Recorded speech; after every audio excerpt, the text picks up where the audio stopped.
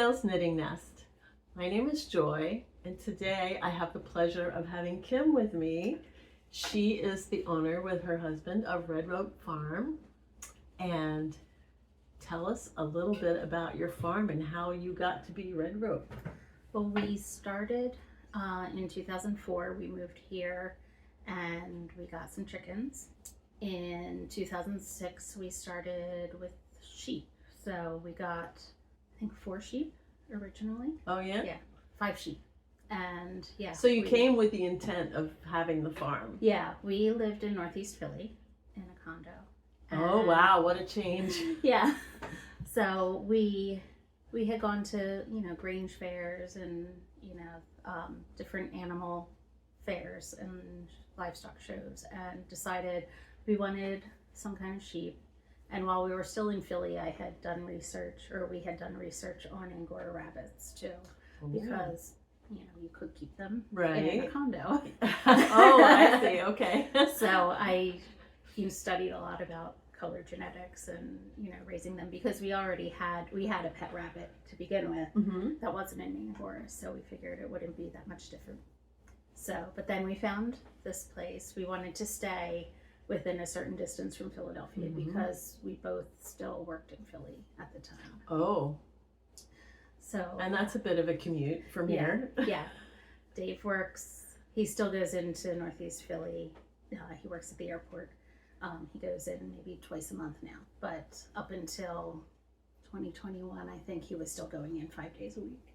Wow. So, and I worked in Center City at the courthouse, and I was working full time, but then I transitioned to part time. And then once my son was born in 2005, then I stopped working.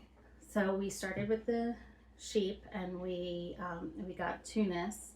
When we were looking, we had kind of decided that we wanted to either go with Tunis or Blueface Leicesters, and there was a big price difference between them at the time. They're different fibers and different different temperaments and whatnot with the actual sheep. So we went to a few different Blueface Leicester farms, and then we actually got our first Tunis from a farm that had both. So, but we really liked how calm the Tunis are.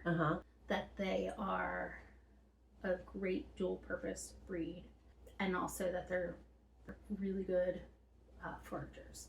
So, because of their desert background, so they can get fat on a field where some other breeds might, even lose weight. So they are really good foragers. We had 2 ewes, a ram, another ewe, and then we also got a Tunis wether to be a buddy for the ram. Have you grown your flock internally, or have you actually bought more? So that first year we had 2 sets of twins, 2 boys and 2 girls, and we kept the girls as replacements. Then the next year we kept the girls as replacements. So by that time we had 6. I think that year or the year after we went out to Ohio. There's a lot of Tunis in the Ohio, Indiana, Illinois area. When they first came to America, they were introduced to Pennsylvania. So they were brought to America in 1799, and they were a gift. Tunis, the city in Tunisia, the country in Northern Africa. All right. So that's where they get their Northern African roots. Okay. After the Civil War, they were nearly extinct. So you're part of the Save 'em to Shave 'em? Yes. Shave 'em to Save 'em? Shave 'em to Save 'em. Yes, I get that confused. Can you tell us a little bit about that and how that works? So the Livestock Conservancy introduced the program Shave 'em to Save 'em. It was supposed to be a 3-year program, but they got grants to extend it permanently. Okay. Is a program where, as a fiber artist, either a spinner, knitter, felter, weaver, whatever, you can donate or pay $15 to the Livestock Conservancy, and you get this passport.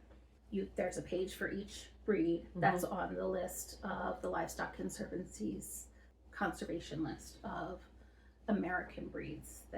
They're all American breeds. When you buy 4 ounces of fiber or yarn or more from a provider that's in the group. You get a sticker to put in your passport. Yeah, all right. And then after you make your project, whatever it is, you post the picture to the Livestock Conservancy or send them a picture. And after 5, 10, and 15, I believe, you can get a prize. Oh, so okay. It promotes working with heritage breed wools. You can't use a blend. You have to use a pure wool. So you learn that, not all wool is soft and next to the skin soft, but each of the breeds have purpose. And you learn the different, it's encouraging people to learn the different types of wools and what their best project is for each best one. use, right? Yeah. And by encouraging people to buy rare breed wool, you're encouraging shepherds to raise more rare breed sheep and therefore saving them. And keeping the diversity in the sheep world. Yeah, right? definitely the diversity. You have made a business out of the farm. And tell us, what are some of your income streams? We raise our sheep for breeding stock, mainly. Oh, so you then sell the sheep itself? Yeah, all of our purebred sheep, because we do have some crosses. The Tunis and the Jacob, the adults that we have, they are registered with each breed registry. They have their own breed requirements, but say like the Tunis registry process is different than the Jacob registry. Like with the Jacobs, you have to include photos. They are aiming for a certain percentage of color versus white in the fleece, and also they're very particular about horn shape. We also raise them for meat. So the lambs that do not fit that criteria for breeding, we raise them here for meat. We sell raw wool after shearing, and then I'll take anything that isn't requested or sold and bring it to the mill for processing into both roving and yarn. We have some of this is the Tunis yarn. This is the Tunis yarn. This one is a fingering weight. So it's super squishy. Very, And then this one, I believe, is the Tunis Jacob. So this is from one of the crosses. So you have crossed, so they're not the purebreds. Right. They're the ones that you've crossed, and then this wound up being quite brown, like dark brown. Yeah. A Jacob ram on a Tunis ewe will almost always, I don't want to say always, we've always had it, but I don't want to say always, give you a black lamb.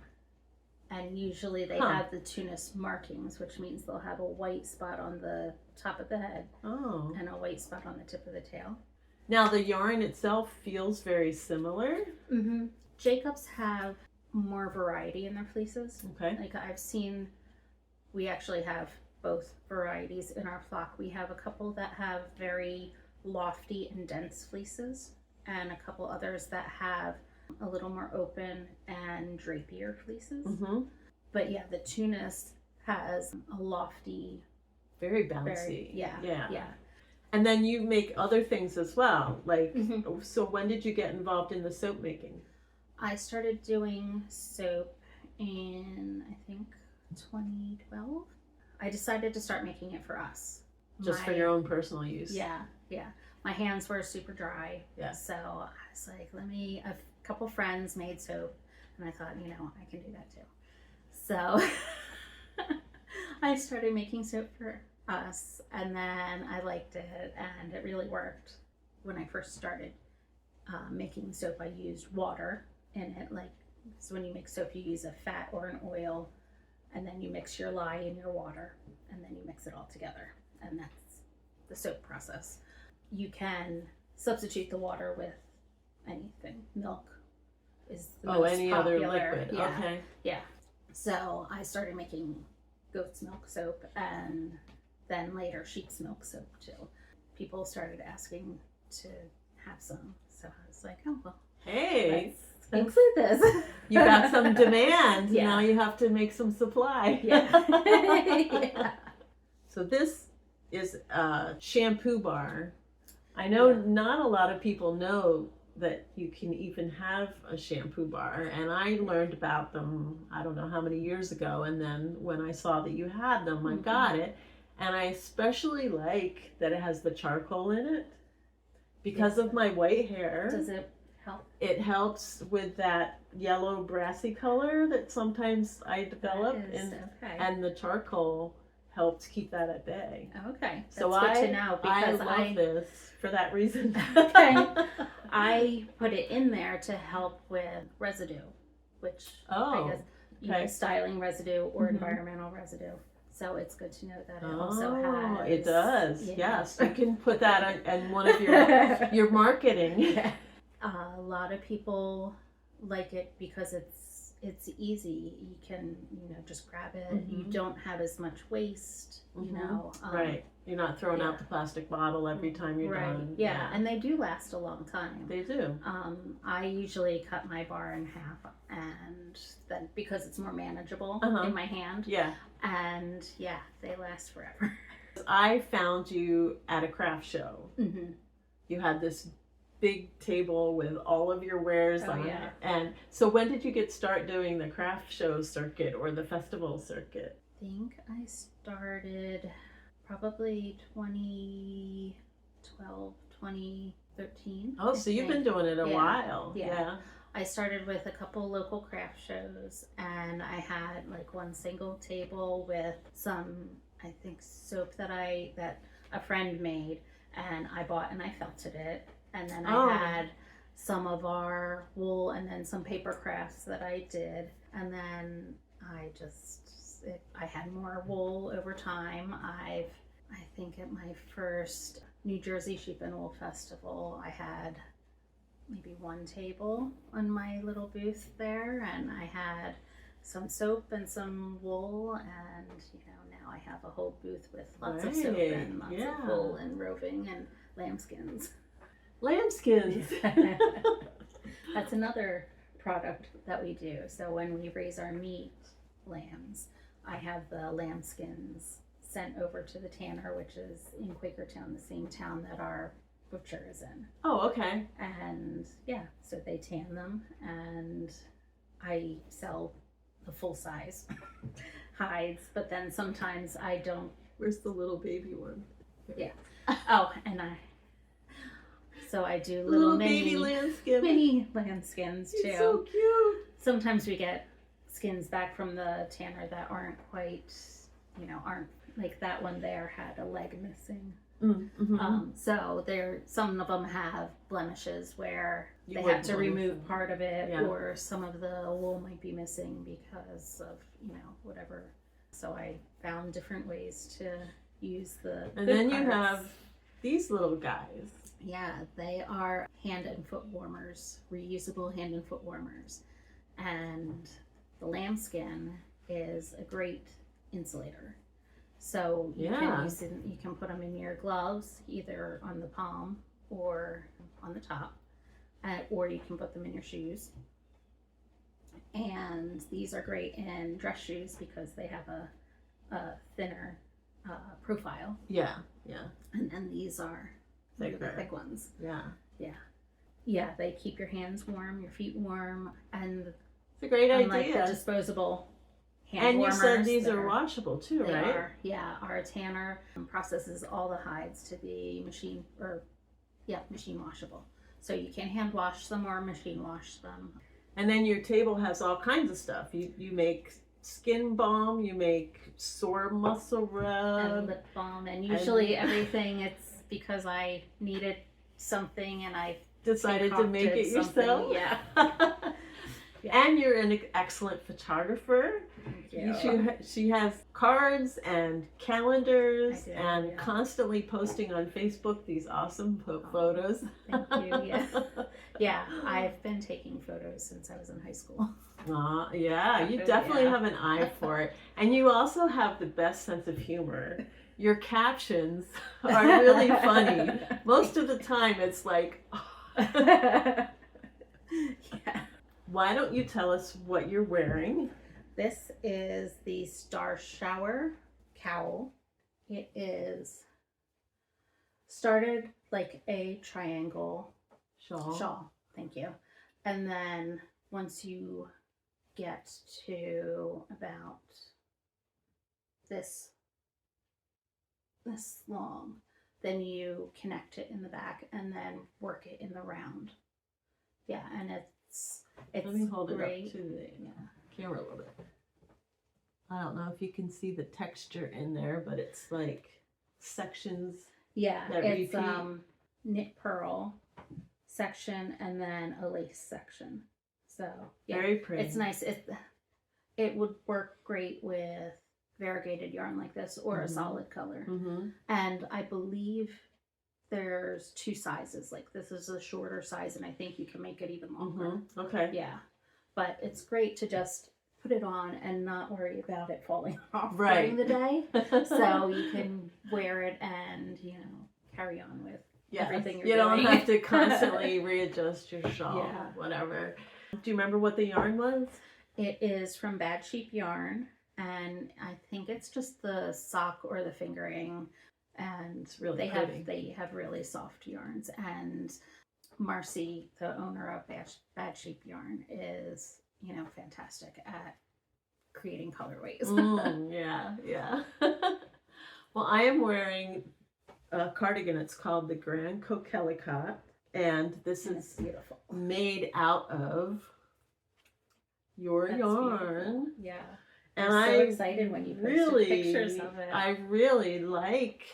This is the first thing I've made out of your yarn, I think, and I just really like the feel of it. Yeah, I do too. I mean, it's not soft like merino, but it has a really nice feel to it. Yeah, some people describe Tunis as like a cottony feel because Yeah, it's I not can see that. silky.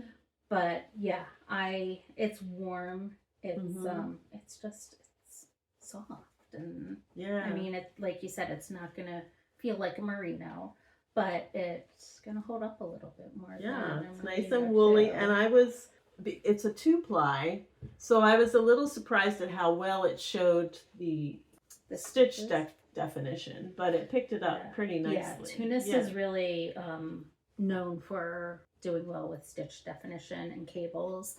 The loftiness of the yarn and that bounciness really helps it pop out no matter how many plies that it has. Yeah. And this is a shawl that I made out of our Tunis fingering weight as well. And this is a 1 skein shawl. It is called Skysweepings, and it's on Ravelry. It's beautiful. It is. It was really fun to knit. It was the second shawl that I made, and I really enjoyed the different stitches. So each section, it's a different stitch. And yeah, it was really fun. It's beautiful. Thank you. And it's a perfect size for just keeping warm. Yeah. And it's, you know, I usually wear it as a scarf around when I'm going out. It's really nice. It's an easy knit. It's not going to be something where, you know, watching TV. I mean, you can make it watching TV, but it's not going to be just, you know, a stockinette. Right. Knit. It's easy enough to do. The repeats are not very long, so it's easy enough to pick up. But yet it changes enough to keep your attention. Yeah. Right? Yeah. It's kind of like a sampler. Yeah. Yeah. That's beautiful. And I hear there's some kind of story about this winning something. I got an honorable mention at Rhinebeck a few years ago now with this. Yeah. Woo, sweet. That's really pretty. Thank you. So these are my newest finish object. These socks are... We love socks on this podcast. They are Twin Stitches Designs. I forget the name of it, but it's her fingering weight vanilla sock yarn, or sock pattern. Okay. And the yarn is Big Little Yarn Company out of Japan. These are 2 of her Ghibli Studio colorways. Yeah. So this has a short row heel. Yeah, I really like the short row heels. Mm-hmm. My first sock that I did the heel flap. Mm-hmm. And I really like the look of the shadow wrap. This is the shadow wrap heel. Yeah. Mm-hmm. These are beautiful though, and it's really soft. Yeah, lovely, I do like lovely this yarn. So I made these on 9-inch circulars, which I do most of my socks. Oh, yeah. But so with the fingering weight, it was a little tough because I use size 1s. For my next socks, I want to try 2 at a time. Oh, okay. And see, because it is with worsted yarn, it's not so bad counting your rows. But True. You know, to make sure that they're even. The same. Mm-hmm. Yeah. So I saw a video of someone doing their sweater sleeves 2 at a time. Mm-hmm. And I was like, wow, that's not so bad. Maybe I can do maybe I will attempt my next socks 2 at a time to see how it goes. Yeah, I'd be interesting how you like it. I personally don't care for it because the yarn management is a little tough with 2 balls and 2 socks going on at the same time. And the 9-inch circulars are really hard on my hands because the tips are so small to hold on to. So I don't use those. I don't like using double pointed needles. Oh yeah. Like See, when I'm making hats, I wait until like I really am the stretching it yeah, and the I can't bitter do end. it. Yeah. Well, you could do that on when you master the 2 needles. You can do that then instead of using the double points. My first finished object that I have here is the racer sweater, which I made for my husband. It's really pretty. It is all finished. It has cables down the sleeve and up and over the shoulder. And then it also has cable here down the side. Oh yeah, that's really pretty. And it looks soft. Oh, it's really soft. Yeah, this is Berroco Remix Light, which is a cotton, linen, everything blend. Okay. It has like 8 or 10 fibers in it. Okay. But it's mostly cotton linen. And it's nice and lightweight. Mm-hmm. It feels pretty warm even though it's real light. Yeah. I think it turned out pretty well. Yeah. I did modify it. I lowered the neckline just a tad, and the sleeves were worked bottom up, and I did them top down instead. Okay. But I'm finished. I started it like in October or something. Oh wow, that's fast. I did maybe half of it, and then I went on a trip to Peru in November, and then so I put it down. I worked on it for like a month, and then I put it down and didn't touch it again until after Christmas, I think. And then I finished it. He picked out the yarn and the pattern. Oh, wow. Because I've learned that if he does that, he's more happy with the result. And he'll wear it. Right. And he'll wear it. All right, so show us your hats. Okay. So this is the first of the 2 that I have here. This is qiviut, which I got in Alaska when we were there a few years ago. And it was a really nice, simple pattern. I got a kit, so it came with a ball of yarn and a book of patterns. And all the patterns would use that ball of yarn. So it wouldn't, wouldn't be more than that. And this, I forget, I think it was called Berry Basket or something like that. Mm-hmm. It was knit 2, purl 2, and then purl everything. Across, yeah. So yeah, it's really fun. It's super lightweight, but it's really warm. Do you remember, was it like 50 grams or how much it was? Yeah, I think it was 50 grams. But yeah, we went to the cooperative office, or they have a little shop which kind of looks like an office too. And we bought it there. So they had skeins of yarn, smaller, like the 50 gram skeins, and then the kits that you could get. And it's like, well, if I get a kit, then I'll know what to make with it too. That's right. Yeah. I won't have to find the pattern. Soft. Oh, yeah. Lovely. And this is a Captain Rex from Star Wars, Clone Wars. Oh.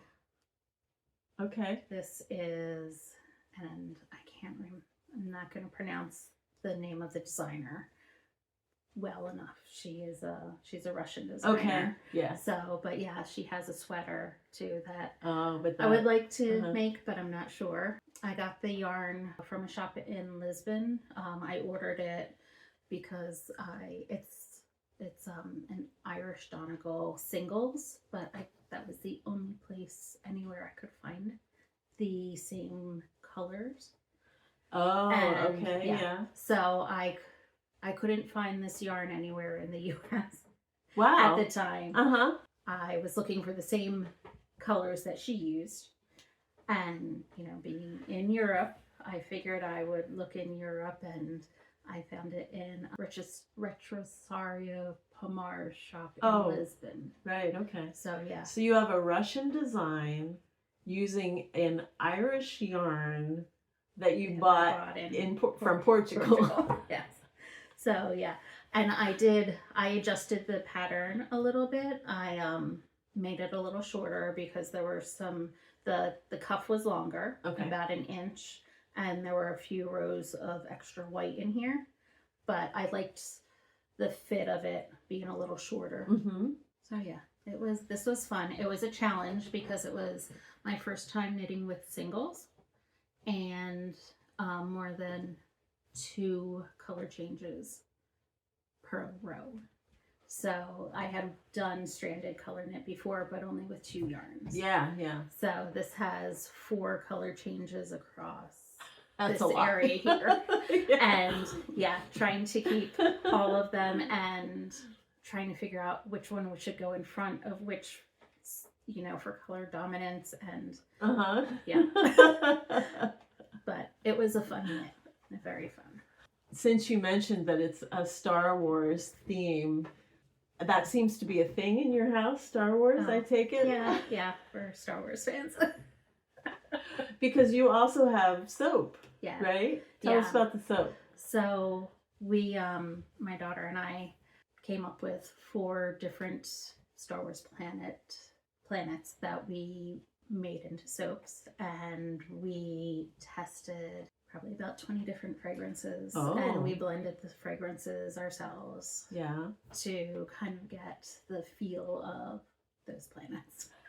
And most of your soap is rectangular, but these planet soaps, they are circular.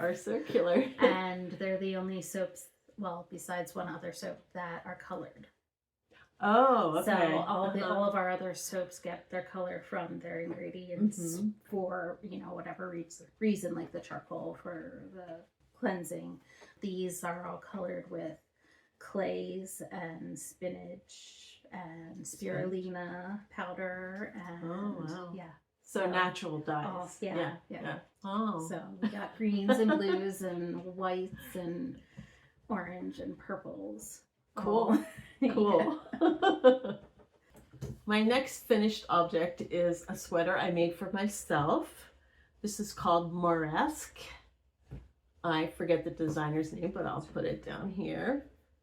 And this is, it's done in arcs. So you cast on here. So you go from the right hip around to the left sleeve, and you knit back and forth and change colors, and then to get these arcs you're doing short rows as well as decreasing into the armpit here. And then there's a second sleeve, which I don't know if you can see the seam right in here. So the back is exactly the same as the front, except for me, I switched up my colors a little bit on the back. Oh, okay. Because I did the back first. So you I see. And the back, the colors ended up, like there's a green next to a blue. Yeah. And I wanted, like here. Oh, it pops more. Yeah. In the front. With the lighter and the darker colors. Yeah.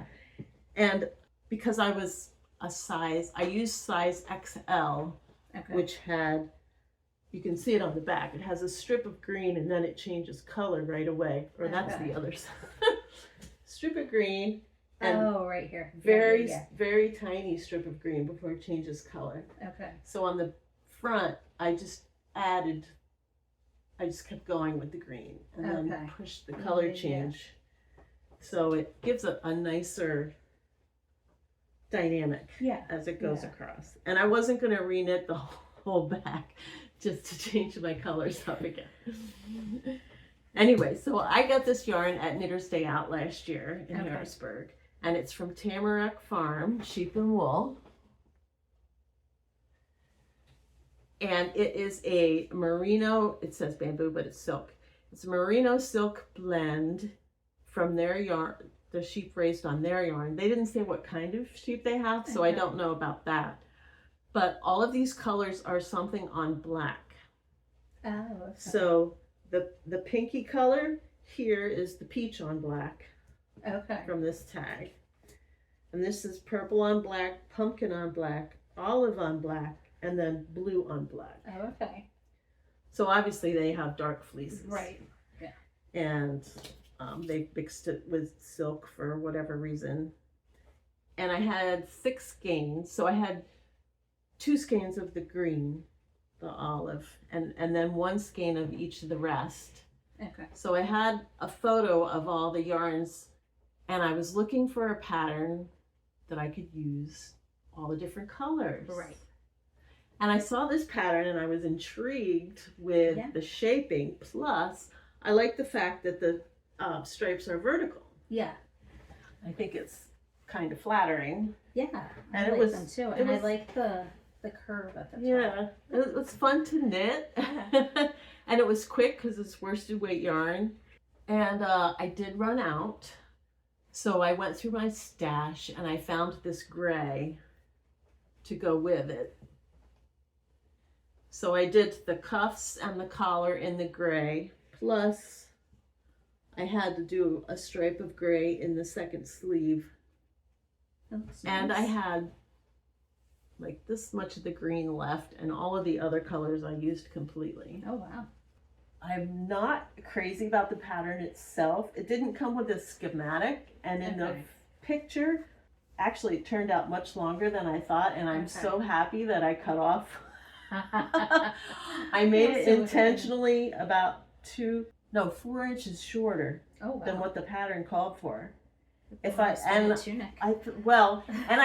it was on the picture was on a mannequin. It wasn't on a person, and no one else has made the sweater yet. Okay. So I'm like, it looks like it's a tunic, and then I got out my measuring tape and I'm measuring from all around, and I'm trying to figure out, okay, how long is this? And I took 2 inches off of the sleeve. Oh, well, just the cuff, because the sleeve cuff was supposed to be the same as the body down here, where you just continue into garter rib. So I took that off and I substituted this. I just took off 4 inches of fabric here, and I'm so happy I did, because look how long it is, even with all of that taken off. It looks warm. I could have made the sleeves shorter too. Too late for that now. Well, yeah, it's worsted, so it should be a nice warm sweater. So I'm pretty happy with it. I'll have to wear it a couple of times and see how I feel in it, you know? Right. Yeah. To get a real sense of how happy I am with it. But I love the colors and the styling. Yeah, the colors work great together. That really drew me in, and I bought every skein of it that she had. She only had the 6 skeins. So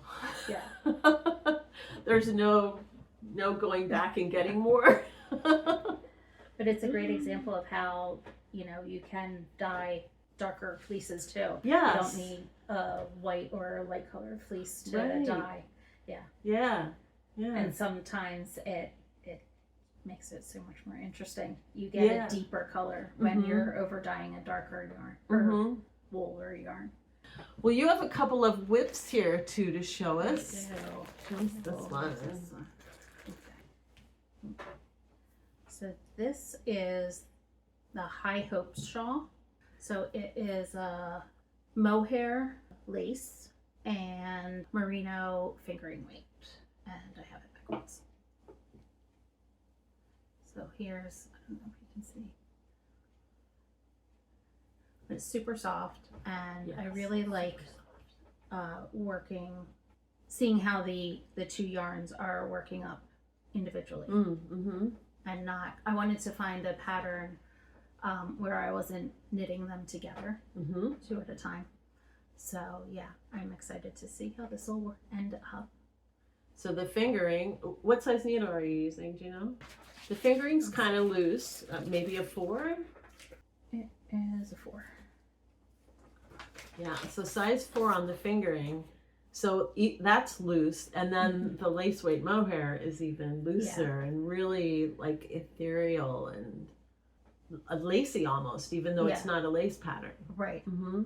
Yeah, and then once it has this lacy bit. Oh, it does every have so a little, often. okay. Yeah, so you knit 3 repeats of the stockinette.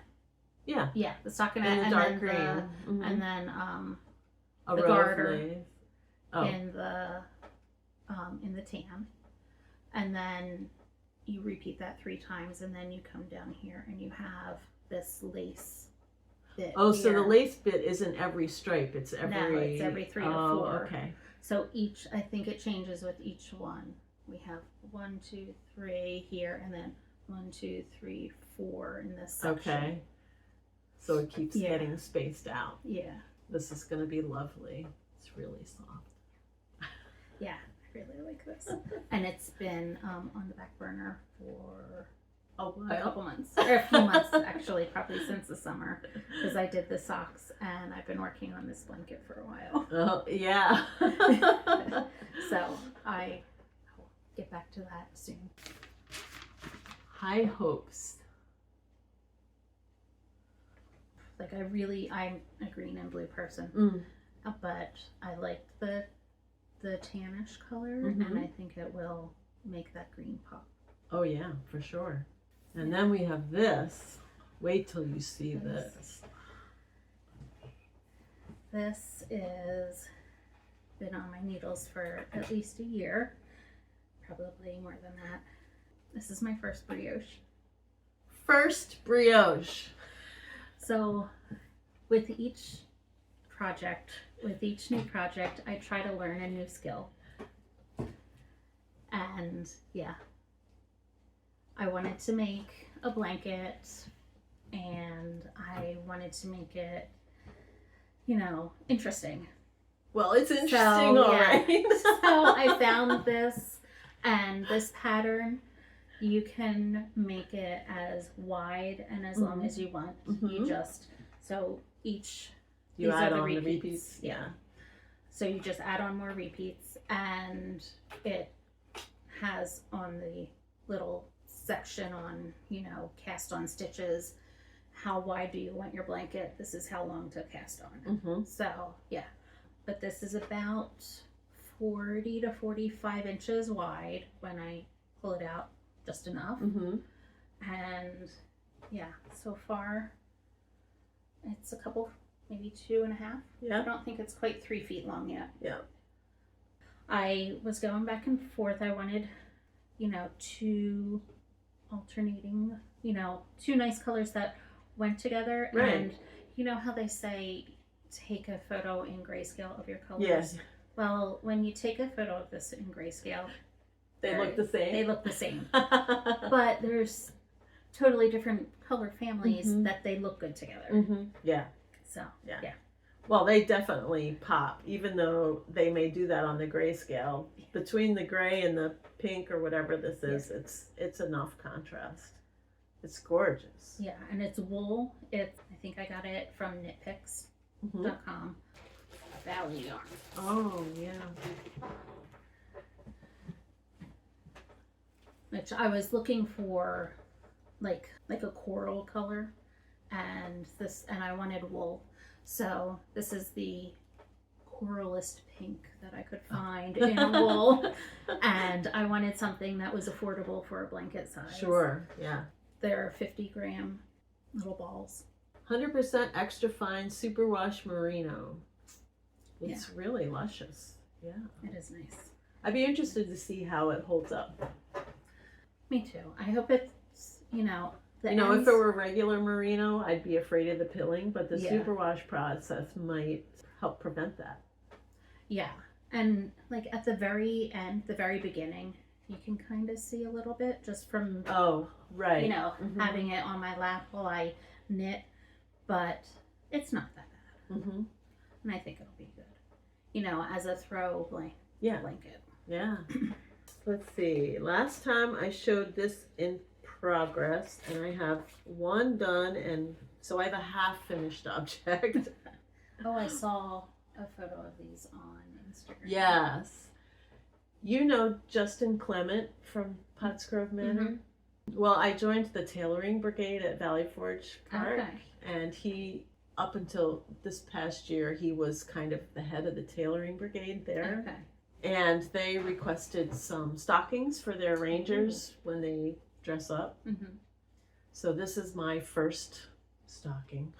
I may have to borrow that when I make new socks, because I do Mayfair usually at Pottsgrove Manor. Right. Yeah. And then I have the second one. Second one so is... you start at the top. Yes. It's top down. Right. It's top down. Yeah. It's actually a free pattern. Okay. By Mara Riley called 18th Century Stockings. Okay. Yep. So I can send you the link. Yeah. But yeah, if you want to make your own. Does it have a little bit, or is that just like a... The spiral? Mm-hmm. The spiral is from my double pointed needles. Okay. I have trouble with ladders between my needles. Okay. And so I just move the beginning of the round and it creates a spiral. I don't know if you can see that, but I get a spiral shape. Yeah. So you can see where I changed from the circular needle to the double points, because that's where the spiral starts. I gotcha. Okay. And that's just, I've always had that problem.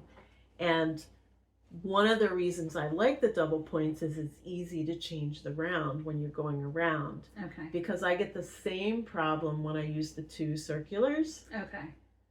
But when you're using two circulars, it's a little more difficult to change the round because you're switching from one needle to the next at your intersections. Right. Yeah, I haven't tried two circulars yet.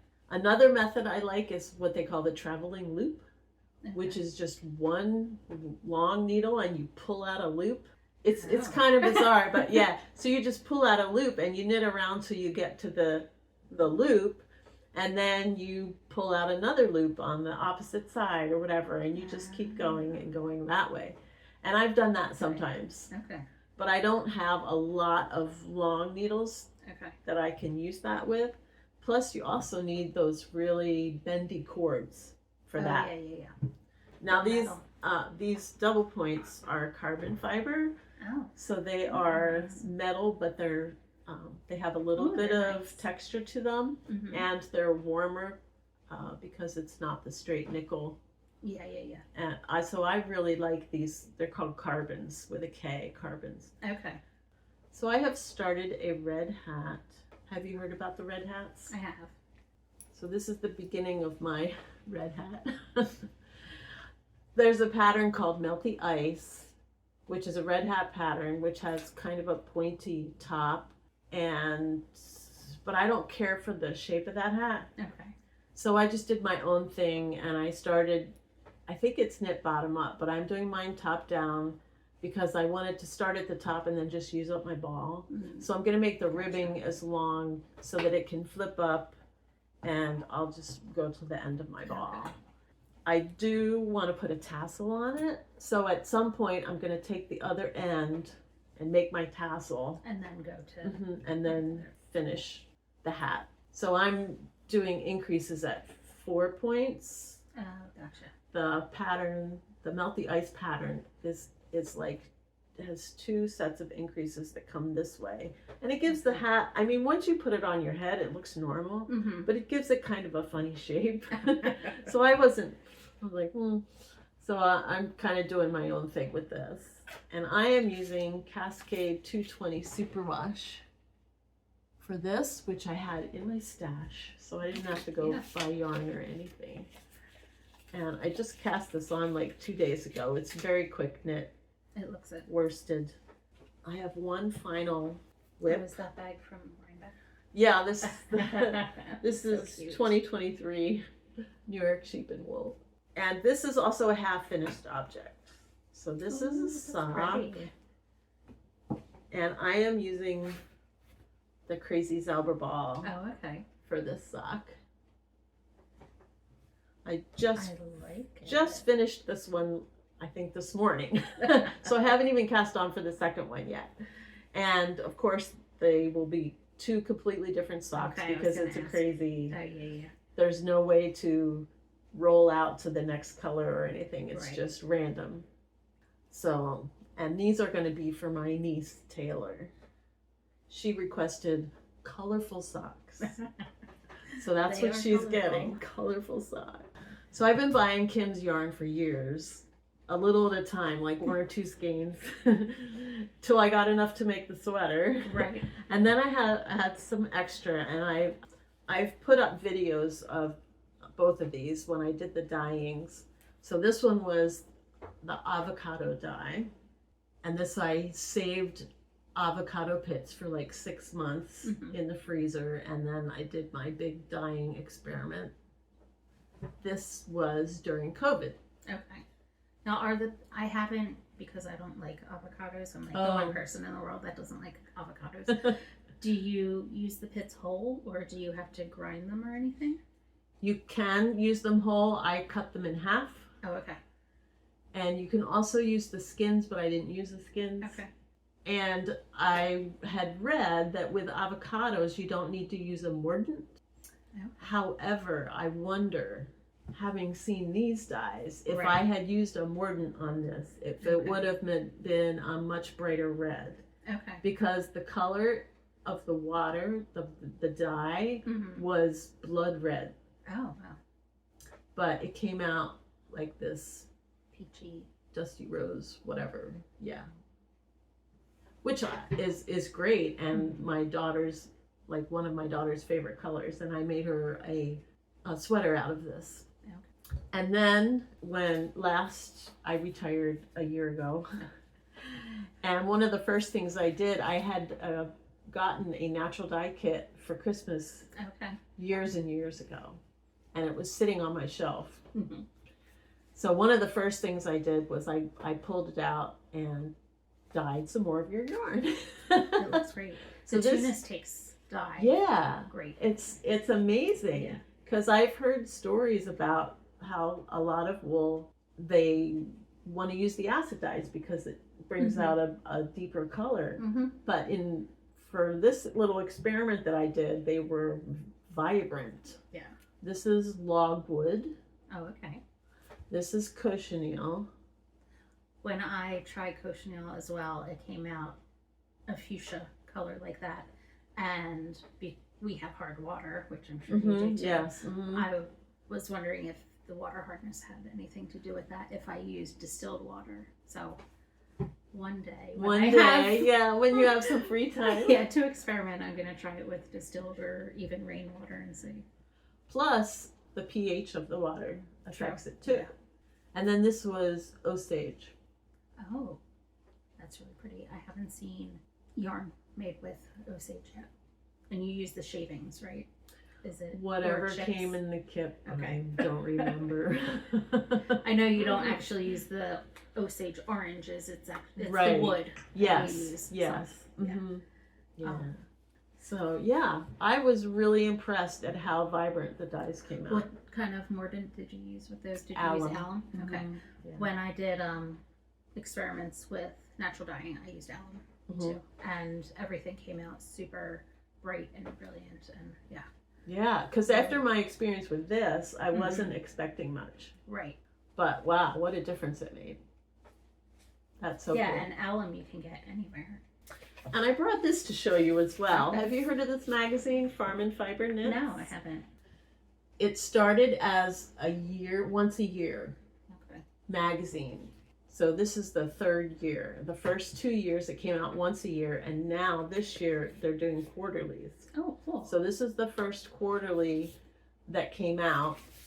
And the reason I brought it, I wasn't going to bring it, but so there's an article in here called Shearing Day. Oh, fun.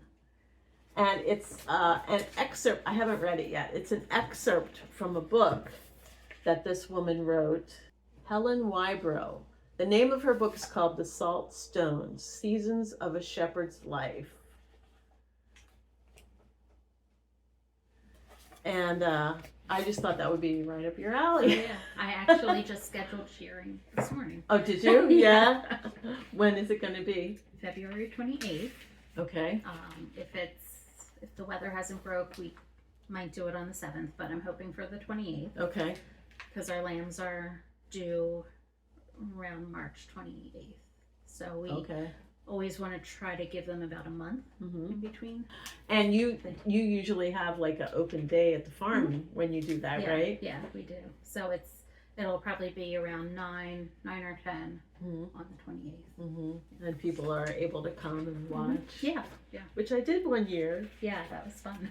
And I love the those on there. are It's such fun. a cute pattern. Yeah, I think the theme of this issue is kind of stash busting. Okay. So most of the patterns in here have all different colors that you would just pull out of your stash. And I agree. I think those mittens are cool, and I would like to make a pair of them.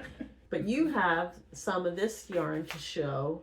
This is the same company that you used for your socks, right? Yes, so it's the same company I used for here, for these.